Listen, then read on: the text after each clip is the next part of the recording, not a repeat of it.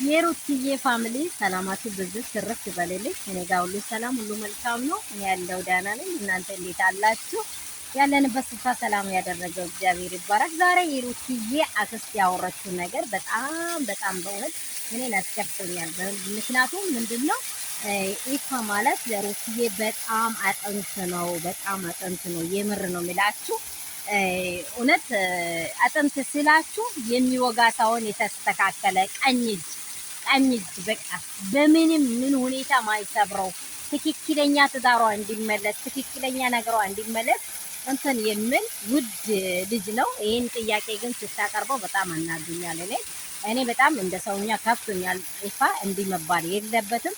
ሰላማችሁ ብዙ ትርፍ ይበልልኝ። ይሄን ውሃ መስታወት እንግዲህ አያችሁ፣ እዚህ ጋር ውሃ በጣም የሚያምር ወደ ላይ በደንብ እንደ ፍላጎት ወደ ላይ እየዘለለ ነው። ዋውን እንደዚህ በሰው ሀገር ያላችሁ ሁላችሁም ታውቃላችሁ ብዬ አስባለሁ።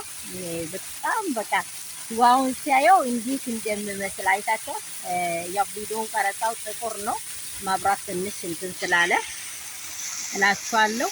ሰላማችሁ ብዙ ትርፍ ይበልልኝ። ያላችሁበት ሰላም ብዙ ይበል።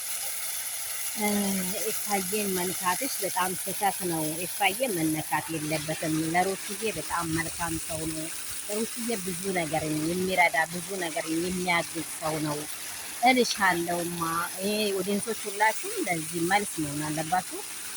የሩትዬ ፋሚሊ ሁላችሁ ኢፋ ማለት በእውነት የሩትዬ ትዳር እንድመለስ በሁሉ መንገድ የተገፋ ልጅ ነው።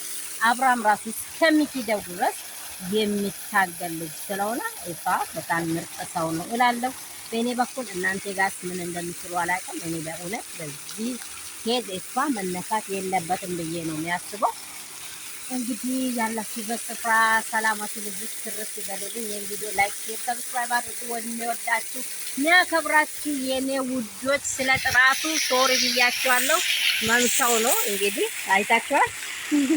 በቃ እንደዚህ ነው እላችኋለሁ። ሰላማችሁ ብዙ ይበልልኝ።